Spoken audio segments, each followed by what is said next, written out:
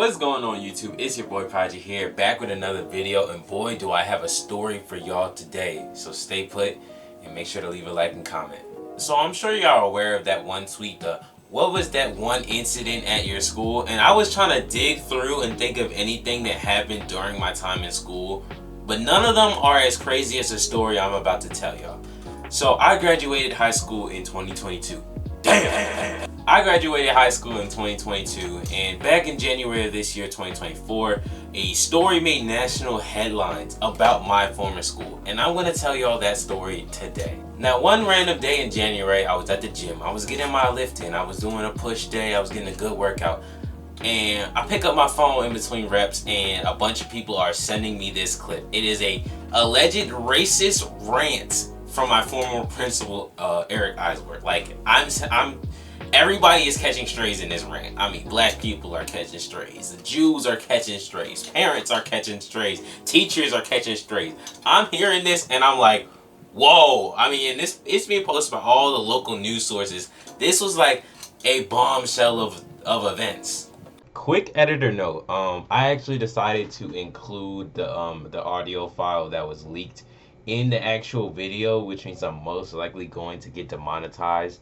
But make sure that you drop a like and you subscribe, and I'll leave a timestamp to skip forward if you're sensitive to stuff like this. So yeah, let's get back into the video. Me and only me. You know, I seriously don't understand why I have to constantly put up with these dumbasses here every day. Between these ungrateful black kids who can't test their way out of a paper bag, or these teachers who don't get it, how hard is it to get these students to meet their grade level expectations? Lawrence and Ravenel should have never been hired. And don't let me get started on DJ. I'm going to drag his black ass out of here one way or another. I'm going to get something to stick. I'm just so sick of the inadequacies of these people.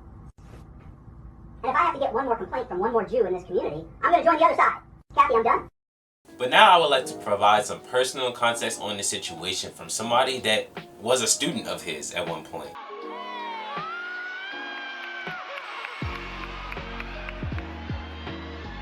Now, I attended Pikesville from the years 2019 to 2022, so from my sophomore year to my senior year. Now, in my senior year, the 2021-2022 school year, Eric Eisler had become my new principal. My old principal had retired. She was cool as hell. I wish he never left. I wish that I could have had her for my senior year instead of this guy. But he ended up becoming the new principal. Nobody really liked him, I'll be honest. Nobody really liked him. Now, I never really had anything that was like super inherently bad, like in terms of an interaction with him. For the most part, I just stayed out of trouble.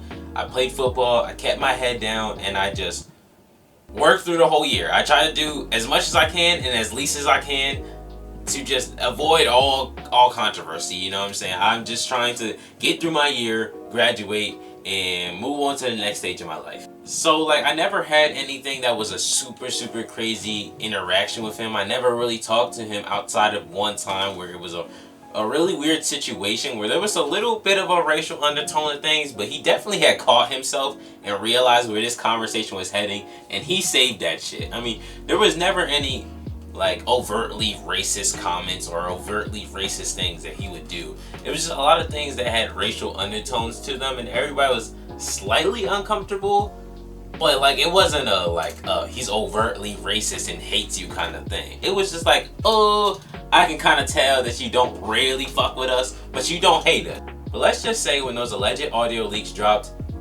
I wasn't surprised, and I immediately just assumed that, yeah, he probably said some shit like that. It just sounded like some stuff that he would say, and a lot of my peers shared that sentiment. I mean, people that currently go now, and the people that went to school with me, they were all like, you know what? I don't know, I kind of believe it. Now, I'll definitely admit, I gave him zero benefit of the doubt. I didn't even allow him the chance to prove that he was innocent. I just immediately just thought, yeah, he did that shit. I mean, it just sounds like some shit that he would do. I'm sorry, but that's just how I felt at that time. So let me break this down to you. Pikesville is a school in Baltimore County that is close to the Baltimore City border, I guess, if you would say that. So in this part of the city / county, it's one road. It's called like Park Heights. One side of Park Heights is a Jewish community. The other side of Park Heights is the hood. So when you have one school that is in the middle of these two parts, these two different communities, you get a weird combination of students. So it was a lot of African Americans. There was a good amount of hood niggas, and then there was also a lot of white people, and there was a lot of Jewish people, and there was a lot of Hispanics and everything. So it was like it had a heavy black population and a heavy Jewish population. So best believe when these tapes dropped and people were hearing all types of things about black people and Jewish people in the audio tapes, everybody that went at that school turned against him. They were like, you know what? You're public enemy number one.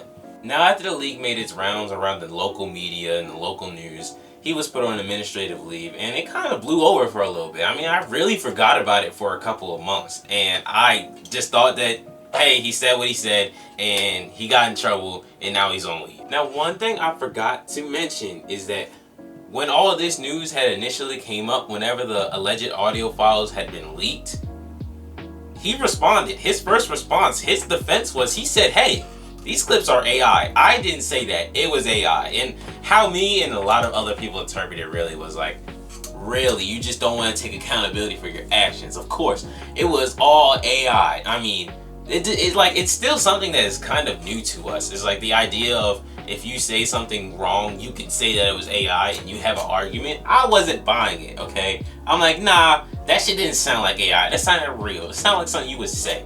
I didn't believe it.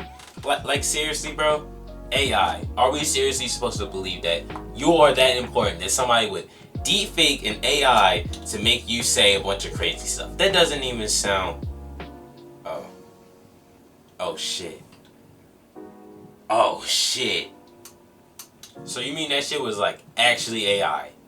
Dead ass. So let's break this shit down. And I'm gonna read this off my phone because I can't remember all these charges off the top of my head. I'm not gonna lie to y'all. So, former athletic director Dazon Darian is being charged with reckless endangerment, disrupting school activities, theft, stalking, retaliating against a witness, and he was arrested on Thursday while trying to board a flight from BWI to Texas. Police say a gun was flagged in his luggage. Not only did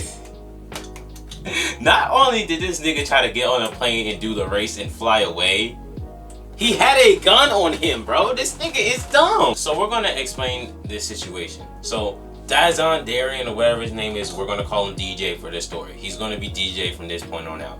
Essentially, DJ sucked at his job. Like, he sucked really bad, and he misappropriated $2,000 that was supposed to go to the soccer team that actually ended up going to his roommate. And Mr. Eisworth said, hey buddy, get ready to learn Chinese. You're gone after this semester. DJ basically responsible for, you know what? Fuck you. Yeah, if I'm going down, I'm gonna bring your ass down with me. So DJ, pondering his options, hops in a lab and absolutely cooks up a masterpiece of an AI deepfake. I mean, when I say this shit sounded real, like there weren't the vocalized pauses and the little cuts in the frames. No, DJ actually got in the lab and started cooking, bro. He really started cooking. Hence why everybody thought it was real, because it genuinely sounded real. It sounded so real. One problem though, DJ did not like to think a lot. DJ generated these AI generated audio clips and stuff with an AI account. I don't know how all the details work, but he was using an email with an alias name.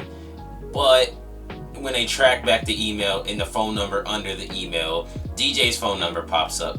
And yeah, no, it was just like, from that point on, you're cooked and you're caught and you don't stand a chance. You might as well just surrender, because I don't know what you were thinking. DJ, by all accounts, is not bright enough to be working in a school system at all, nor was he really qualified to do his job either.